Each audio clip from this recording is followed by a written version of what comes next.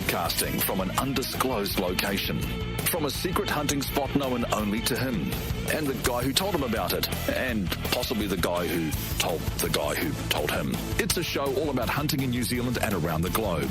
This is The Hunting Show. Find The Hunting Show on Facebook and Twitter for up-to-date information on upcoming shows and topics. Welcome to the New Zealand Hunting Show, and I say the New Zealand Hunting Show because I'm about to talk about our international audience. Thank you so much to all those people that are listening from overseas. And to give you an idea, it's about 70% of our audience in New Zealand, and the rest are dotted all around the globe, but particularly Australia and America. We've had a little bit from the UK, a little bit from Papua New Guinea, or one email from Papua New Guinea, but not so much from the UK. I'd like to hear a little bit from the UK, although I do see on our analytics there's the odd listener from there. And I would like to say I haven't had any listeners in Russia. Maybe because I don't speak Russian, but I just for some reason don't think we're hitting our target audience in Russia. But I would like to hear, if you are listening from Russia one day, please send me an email. For some reason that I see that as a real win. I'm not sure why. Now, we did a show a couple of weeks ago, and if you're listening to this in archive, just go back a couple of shows with Troy Grimwood about hunting with disabilities. I found it really interesting that some of you are a little bit precious. I listened to that show a couple of times after I got some feedback about it not being sensitive, and I'm not quite sure where you were coming from. There was nothing about that interview that I see that was insensitive.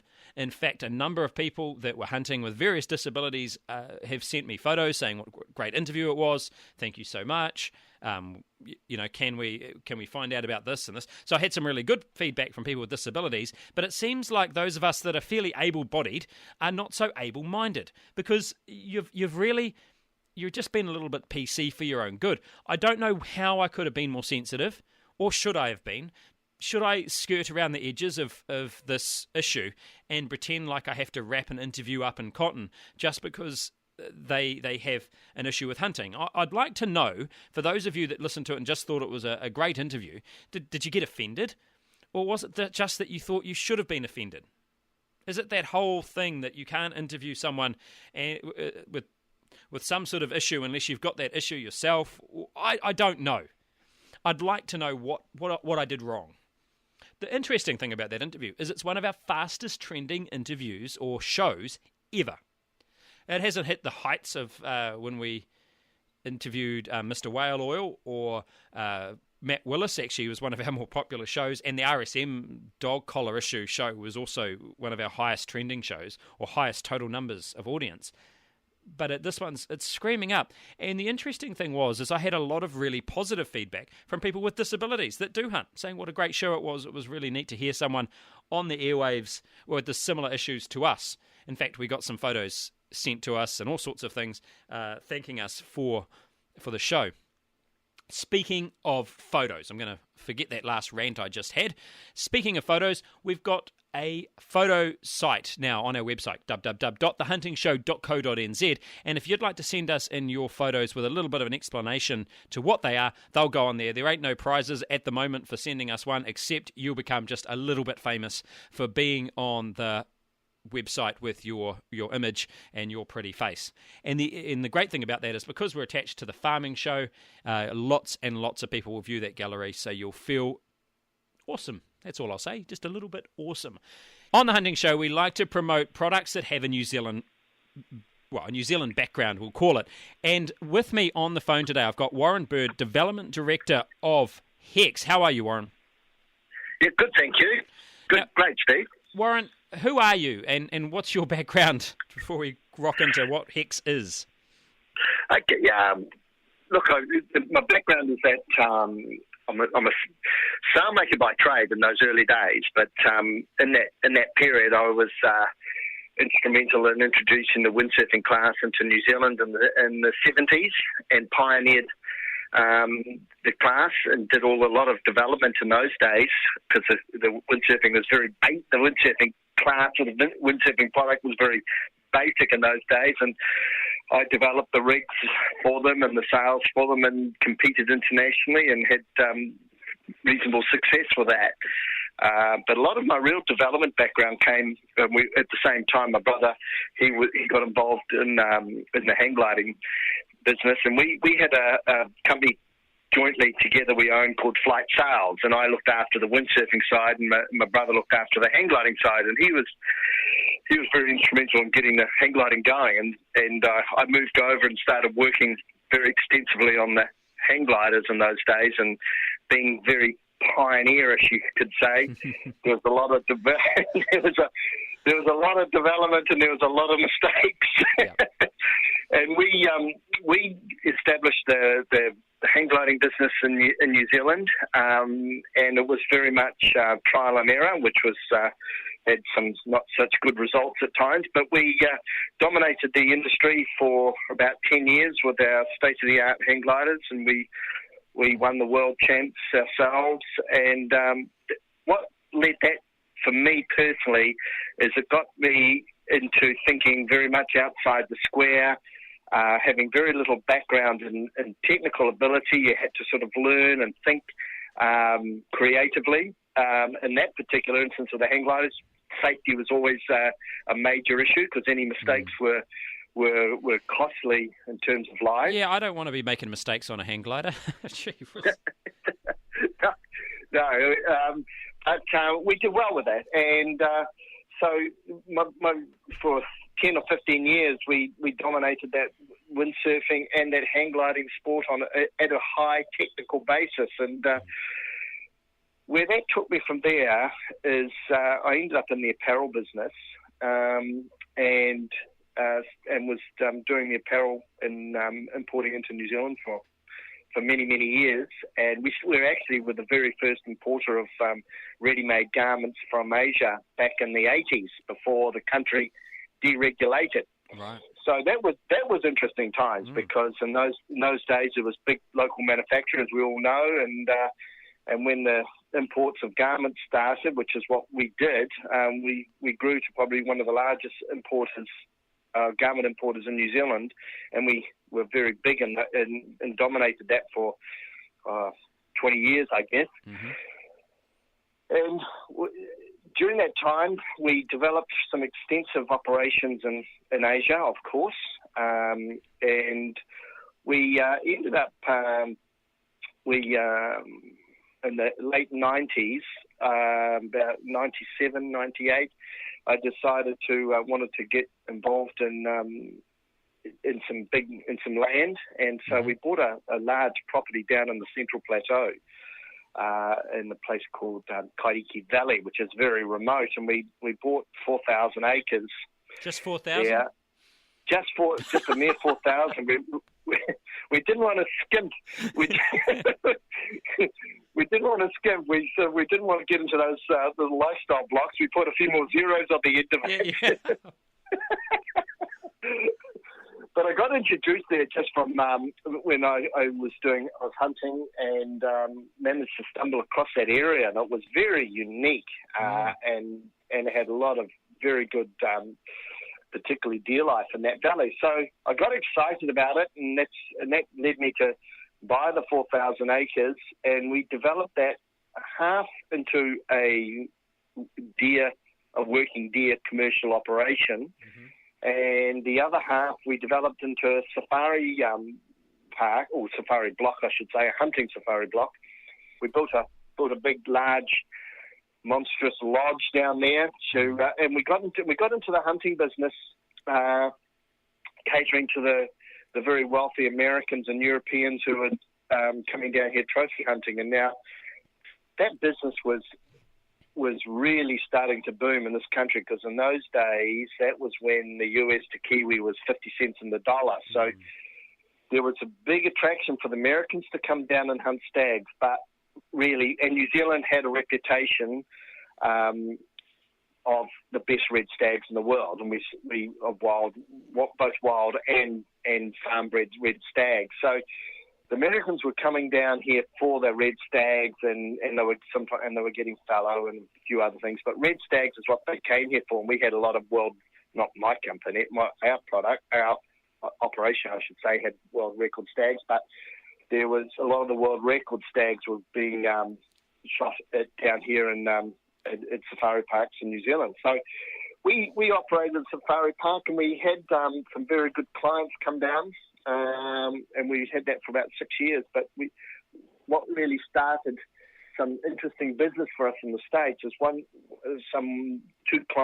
client came and they owned a company called Limb Saver, which I think most bow hunters know of the product. It's an anti-vibration device. It's a rubber compound, and they had these products on all of their bows to stop vibration when the arrow was released, and it's quite a unique product. And so the two directors of Limb Saver were down hunting with us, and during the course of the 5-day hunt, they learned to know that I still had an apparel business, and they wanted to get into apparel. So one thing led to another. I ended up putting it together an apparel range for them,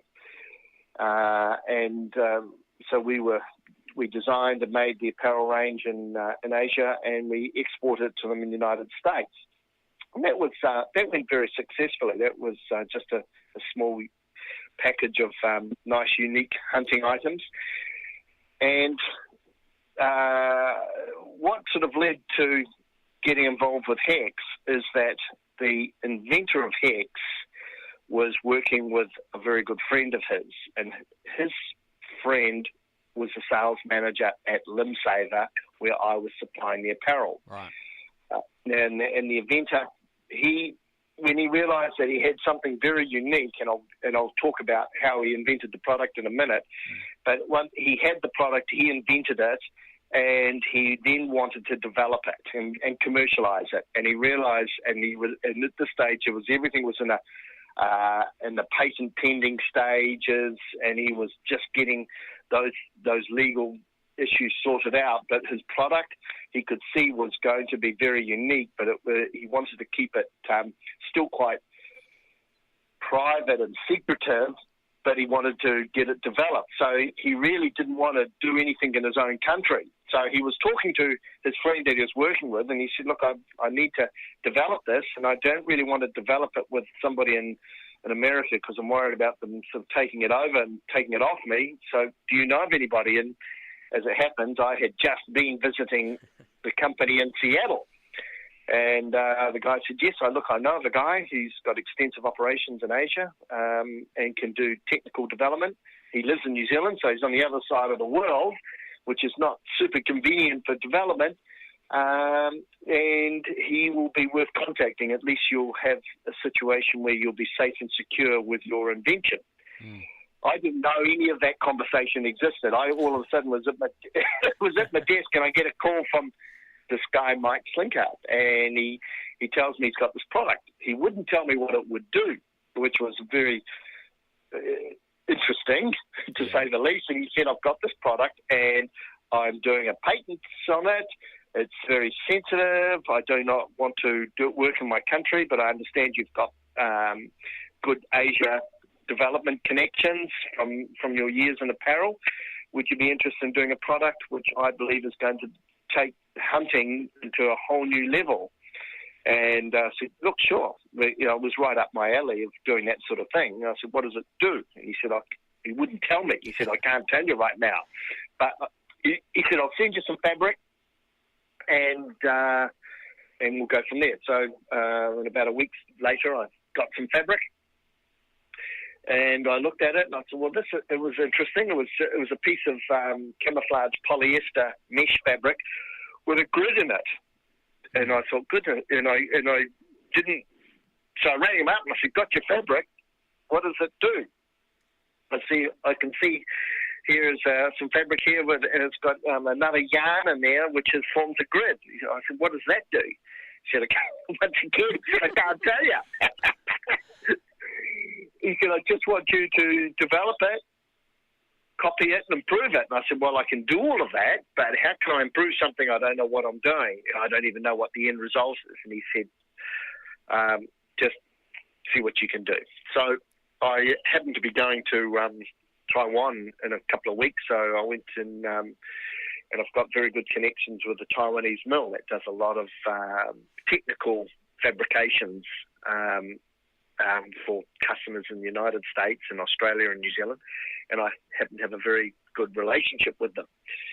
So I showed them this fabric. They asked the same questions as me. I mean, it sounded crazy. Every time they asked me a question, I said, I don't know, or I can't tell you. But I said, So we dissected the fabric, and this was what was interesting. We noticed that the fabric was just in a camouflage, but there was this grid in there, which was out of a dark yarn. So we dissected the fabric, and we noticed that the yarn was carbon. And we thought, well, I wonder why there's this carbon yarn put in here, and it's at this grid. But the fabric wasn't very stable and tore and ripped very easily. So what we decided, we didn't really know what we were doing. So this sort of took me back to my hand gliding days when I was trying to develop something and I didn't know whether it would fly. We thought, well, this fabric's going to rip as it is. Or tear. Let's make it stronger from start off with, because I know it's going to end up in a hunting garment, so it can't rip. So we put some supporting yarn in there. We put some polyester yarn and spun it amongst the carbon, and we also felt that it needed a bit of stretch, so we put some spandex in there, but we kept the grip the same size. In fact we made it a little bit smaller, and that was actually by accident. The way that we knitted the fabric, the grip ended up smaller, so I was a little bit worried that we hadn't actually done a very good job, because it wasn't the same. It looked the same, but it wasn't the same.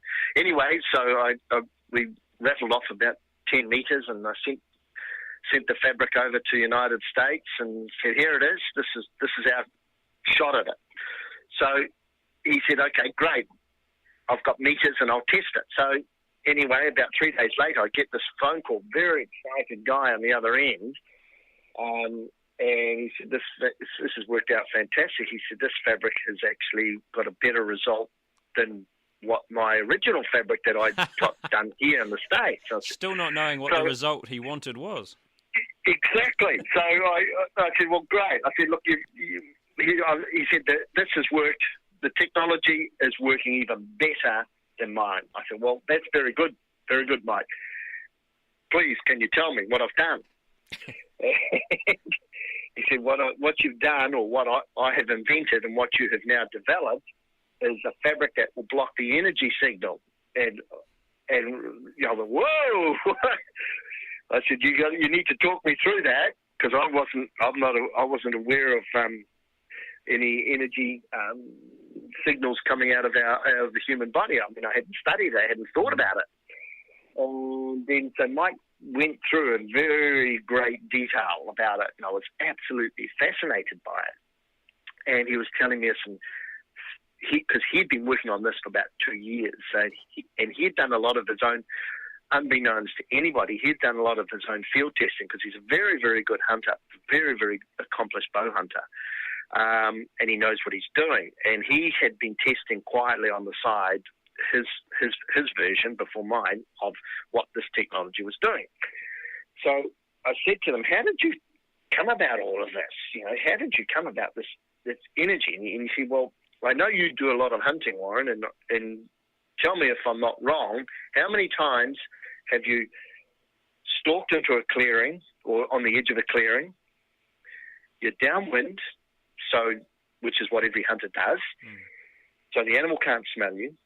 You've been ultra stealth, so you have to be, so you don't spook the animal, and you've been quiet, and you've probably come from behind trees or behind a hill, so you've snuck up on your belly and you just put your head over in the bush there. So you know that you've done the ultimate stalk, no smell, no sight, no hearing. And while you're sitting there just getting ready for your shot, whether it be by bow or rifle, the animal's looking straight at you and it's gone. I said, how many times has that happened? I said, well, it has happened. It has happened enough to think that I must have done something wrong. He said, exactly. He said, I've been hunting my whole walking life, and the amount of times I get spooked. And so he said, there is something going on, because he said, I hunt well, and how did that animal, which was grazing, lift its head and stare straight at me? Not lift its head and look around, but it was looking straight at me, and I was behind bushes, so it was looking straight at my direction. And so he said, I went and started doing a lot of study, and I did a lot of research, and it was very apparent, and my research showed that animals pick up on an energy signal, obviously energy signal coming from a human. And that was part of one of their senses. Now, we didn't even really know this because we think of touch, hearing, sight, smell. But animals actually pick up on an energy signal coming from the human. And that was one of their major devices, warning devices. And that's what got them spooked. So recognizing that there was this phenomenon happening there where animals can pick up on energy signals, I was thinking, wonder if there is a way that I could actually block this. Now, this was very thinking major outside the square. So he came across in the medical industry where they were using a fabric with a grid in it made out of conductive yarn, not necessarily carbon, just had conductive yarn, and they were using this fabric in the medical industry to block electroreception from the machinery that they were using above a patient to do certain operations. And I don't know how he found this out, but he came across it. But what he realized is that technology blocked electroreception or the human energy, or an energy, not the human, the energy signal. He said, so this is what I actually want to see if it works. So he managed to get hold of that technology and got some fabric made with the grid in it. So essentially what he was doing, and with that grid, is making a Faraday cage. Now, that was one thing to be able to make the Faraday cage, but then how big do you make that cage? I mean, I'm talking about that grid size in the fabric. Is it going to be a 10-centimetre grid? Is it going to be a 5-centimetre grid? Is it going to be a 2-millimetre grid? He had no idea. Well, certainly, the principle of a Faraday cage is that and correct me if I'm wrong, but the size of the gap in the cage, or the hole in there, needs to be, smaller than a quarter of the wavelength. Is that right? Correct. So what he studied then was what the human heart, what frequency or wavelength was coming out of the human body from the heart, and he managed to get that information from somewhere. So he then had an idea of the wavelengths, which determined making the grid obviously smaller than the wavelength. And so he did that, and then he had that garment, and then he spent a couple of years testing it himself, just in the field, and he was getting remarkable results, telling a couple of close friends, but keeping it all very, very quiet. But because he was such an accomplished hunter, and because he was so used to seeing a certain result over his hunting years, he was now getting an incredible result. And he talked about a couple of stories, which was very interesting. And this is on this phone call to me after he explained how he came about it. He said, why not just share with you a couple of very interesting stories just so I've got your attention. He said, I've got a little Pomeranian dog, it's 10 years old. And when I come home from work, sit down, every day that dog gets out of the corner of his bed and sits on my lap. Every day. I put the suit on, came home from work, sat on the couch. The dog would not move from its bed. And I said, so you're telling me the dog couldn't pick up you? He said, exactly. The dog would not come to me because it didn't know who I was. And I said, oh, that's interesting. And he said, and then he also talked to me about a couple of tests that he did with some horses, and on his property he's got 4 horses, and he feeds them 2 horses he could catch, walk out there and get their halter and tie them up. They would, no problem. He had another 2 horses, or one of them in particular. He said, I could never catch that horse on its halter unless I had food in my hand, apples or whatever. So I did a test, had my normal clothes on, caught the first horse as normal, went to get the second horse, couldn't get it, went out with food, got the horse, went back inside, put on the HECS suit that I'd made for myself, and I walked out to that horse that would always run from me and walked straight up to it. And he said that was interesting, so interesting. But he said I was getting the same results from all my trials over the couple of seasons of hunting with the suit. And I was consistently getting closer to animals that I've ever got before. And then I was having these domestic results with my own pet, with these horses. And then he did, I could go on and on actually on this, but it'll take too long, but he told me some very interesting stories that he did with dogs.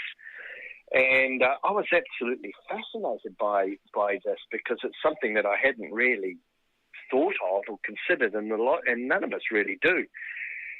Now that's going back 6 years. So getting back to the project is from that situation. Of him testing the fabric, the results were great. We then started to we did our first fabric run. We made our first hunting suits, and we got our suits going out into the market. I think was in about 2009, I believe. I think it was our first suits went out there, and that was a very, very difficult story to tell. Right. As you could imagine, it was very difficult to even sell the suits. Mike set up a show at the ATA shows, the big bow hunting shows in the States, and he had his booth there, but pretty much everybody was either walking past, not really taking too much notice of it, stopping by, asking a couple of questions, getting a very strange answer in their own mind, thinking that this is more like Harry Potter and witchcraft, and moved on. Yep. So it was and it took us a long time.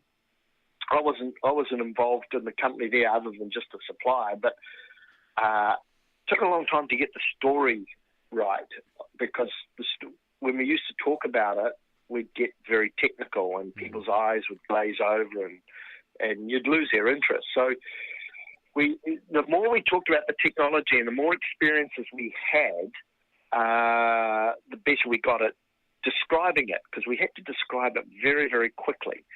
And then the sales that we were getting were pathetic in the States. People weren't believing the technology worked. Everybody believed it was a gimmick. So what we did is we selected about 100 well-known, well-respected bow hunters in the States. As it happened, one of them was his name's Dr. Dave Samuels, and he writes a lot of articles in the Bow Hunting magazine, and he is a doctorate, a scientist. And he actually came to the show and saw the technology, and when he knew there was a Faraday cage in that fabric, he said, this will work. He said, Anywhere where there's a Faraday cage, it will block the energy signal. I can see you put the Faraday cage into that fabric, into that garment, that'll work. You do not have to sell it to me. So he got a suit, and he got it.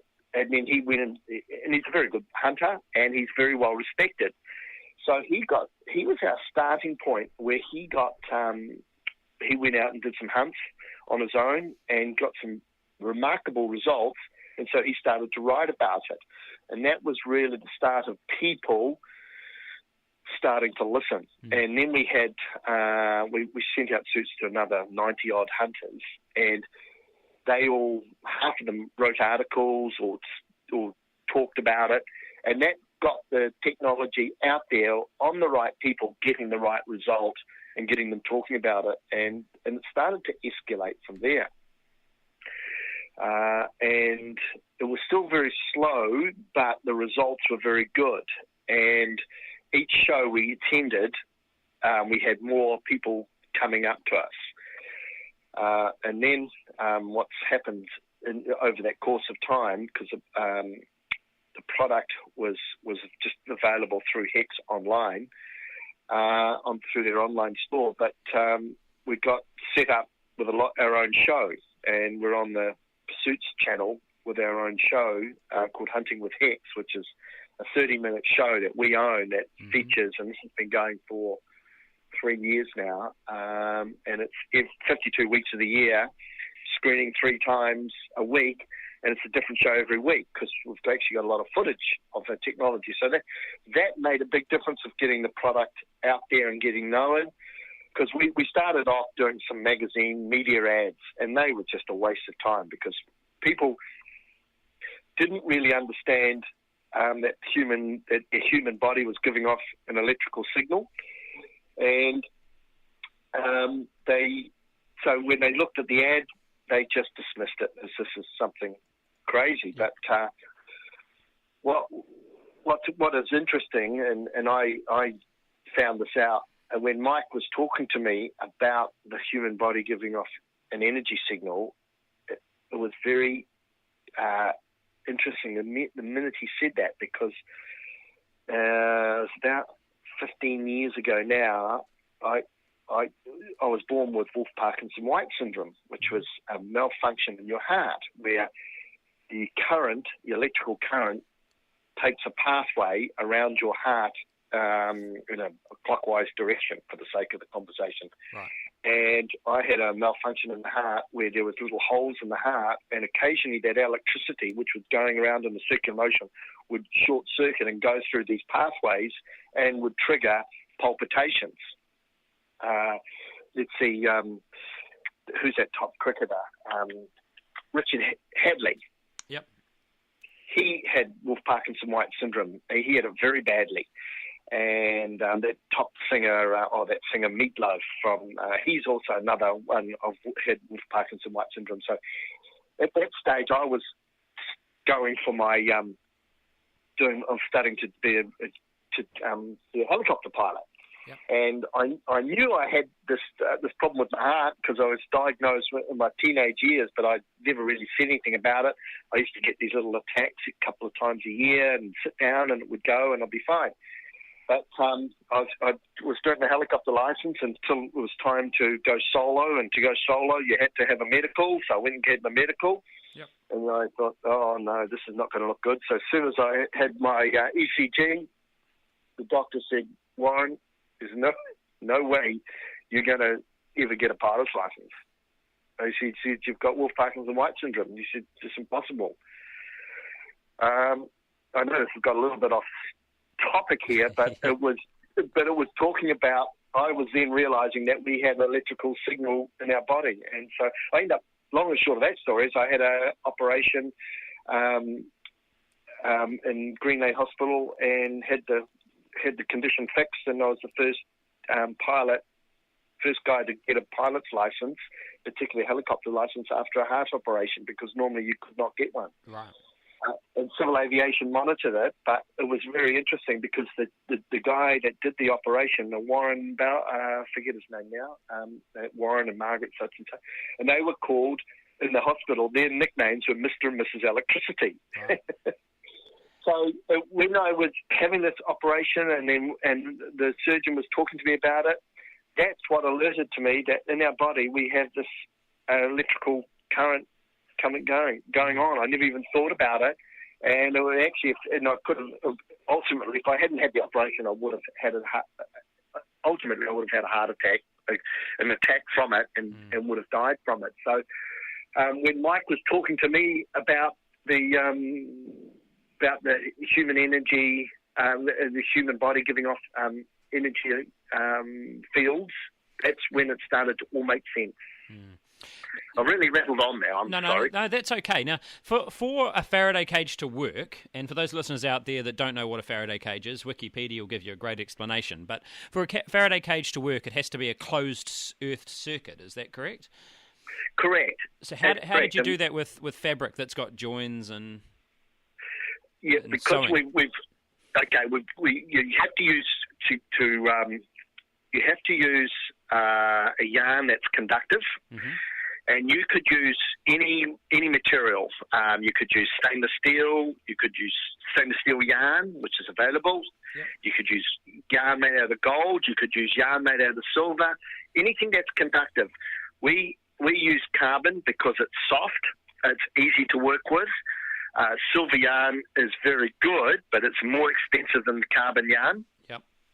And the other materials. So carbon yarn was quite readily available. So number one, getting the conductive material, carbon, and then the way we interlock it when we knit it into the fabric, so it does create a closed circuit when it's interlocked.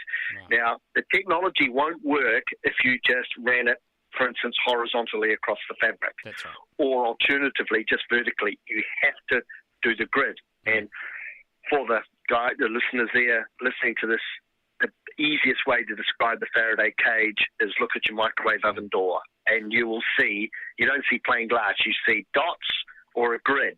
Yeah.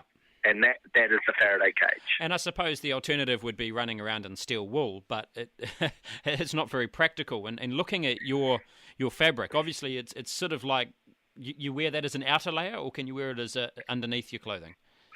As long as it's on, our suit that we make now is loose, that you can wear it over top of your hunting clothes, right, because it's a camo pattern, but you could also wear it as a base layer, because remember that the energy is starting from your body, so whether you've got it next to your skin or you've got it on the outside of 5 layers of clothes makes no difference. As long as it is there, it is creating that cage.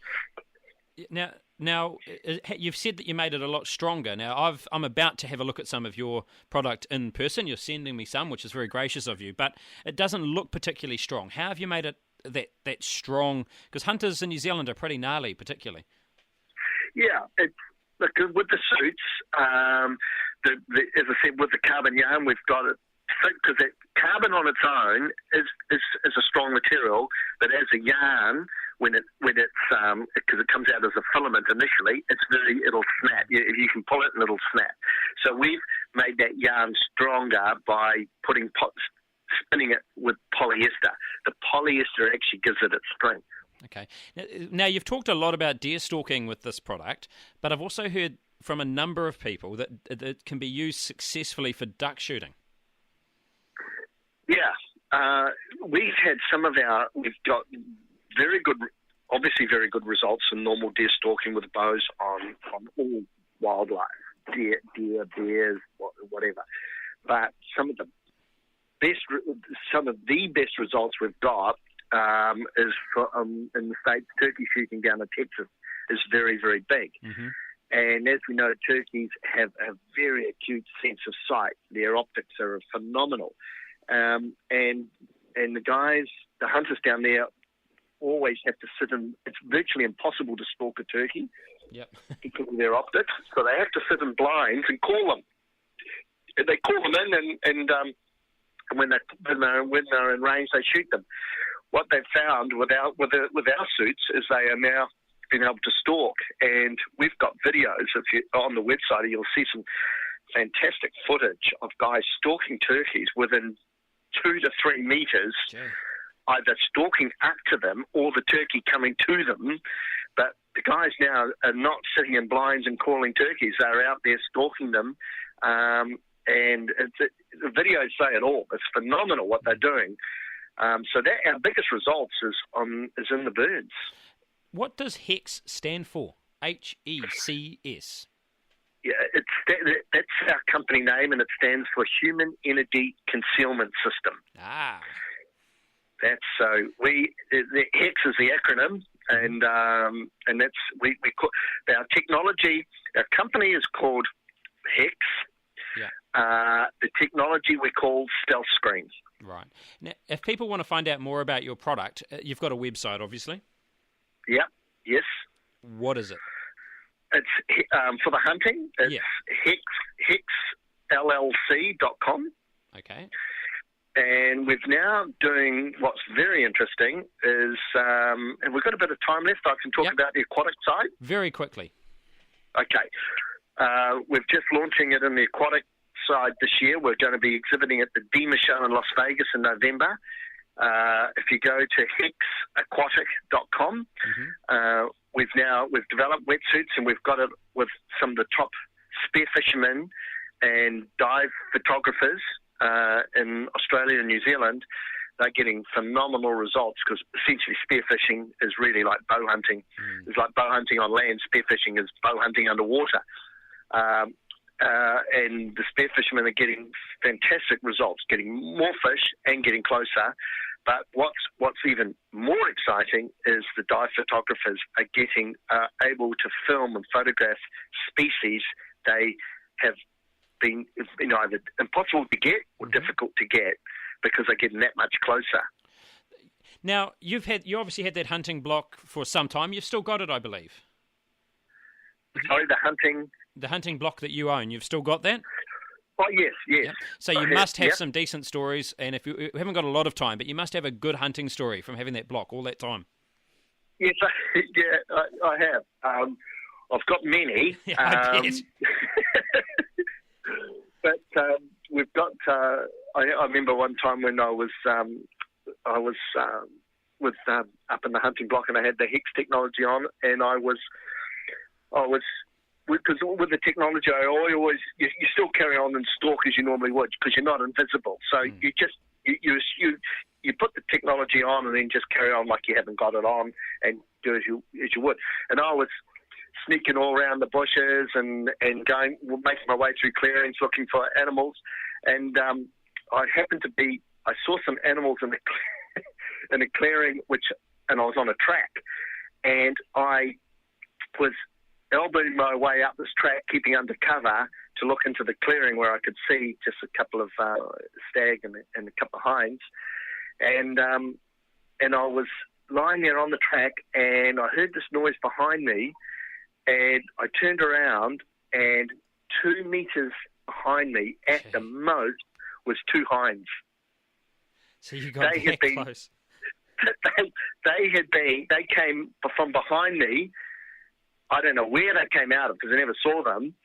But because we all know how curious deer are, these deer couldn't sense what I was. And I mean, I was plain as visible. So they were that curious, they couldn't pick up the energy signal. So they were actually walking towards me. And when I turned around, they ran off, but they were all no more than 2 meters behind me. I think if I'd stayed there, they would have been sniffing the back neck. I thought it was just incredible, and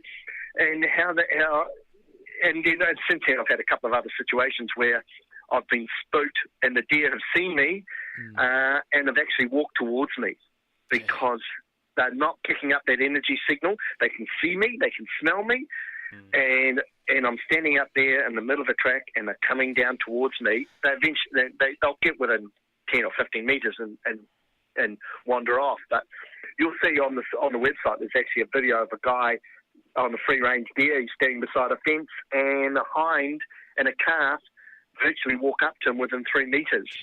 So once again, the link to that website will be on the comments section, or just above the comment section of this podcast. Warren, you've been a very enthusiastic interview, and look, I'm going to have to hit you up about having a go on that hunting block. It's not very far from where I live. You're not very far. We're right across on the other side of the plateau, and Steve, you're more than welcome, and you'll come and have a hunt of a lifetime, I can assure you. I hope to, and I will promise you I'll bring my HECS suit, because you have, in this interview, probably converted a bit of a skeptic, and I have to say, reading your website, I completely geeked out over the technology and started to understand it, but am yet to try it out in the field, and I'll be doing that in a few weeks' time. So thank you again for your interview. You've been great. All right, Steve. Pleasure. Remember, you can win with our Gerber promotion online, and there is another competition coming up. And if you're listening in archive, unfortunately, it probably doesn't help you at all, but you can win one of these HECS suits on our website. So go to www.thehuntingshow.co.nz, and you will find a link to that competition where you could get your very own HECS suit to try out. That's us for another week. Good hunting.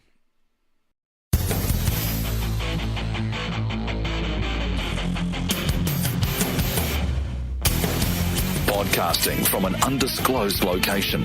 From from a secret hunting spot known only to him, and the guy who told him about it, and possibly the guy who told the guy who told him. It's a show all about hunting in New Zealand and around the globe. This is The Hunting Show. Find The Hunting